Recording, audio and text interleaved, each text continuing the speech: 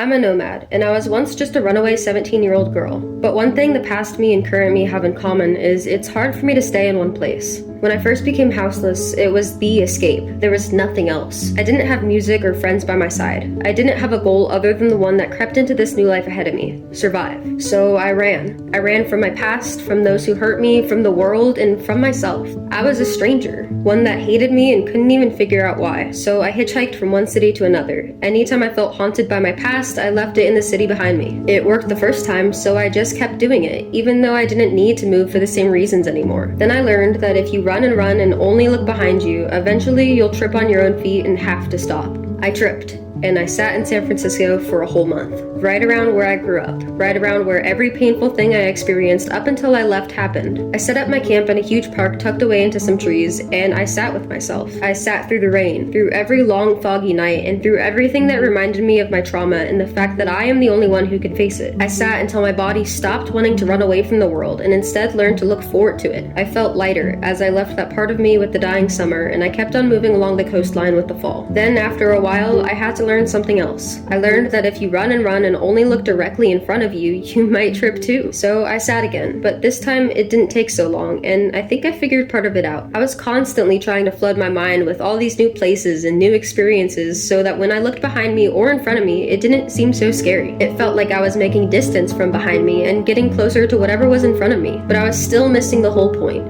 We will always only be in our present, whether we like that or not. The past and future only really exist to influence our present, to keep us moving and flowing with this strange, ineffable existence that is only moving just as much as it is still. So now I move with the world. I look around me, I look down at my feet and up at the sky. I look behind me and ahead of me, but I let it remind me that I am here right now, just as far away from everything as I am part of it, and it will always be that way. I leave a part of me in every city I go to, but I take it with me too. Nowadays, when I feel the need to move on from a city, it's not because I'm scared my trauma is about to catch up with my travels. It's because I get excited to keep flowing with the world, and therefore with all aspects of myself. I get excited to be where I am, where I will be, and to be a part of the beauty of leaving everything behind in a way that keeps it right with us. I get excited for the plants I'll see and the people I'll meet, the weird ways I'll find myself in weird places. I get excited to make use of the lessons I've learned and to just be. I still do have a hard time staying in place every now and then. I'm only human, so sometimes it is because the past is part of my present, and that's not always easy to live with and accept with every moment. But usually it's for better reasons now, and either way, it's much easier and much more fulfilling to sit with.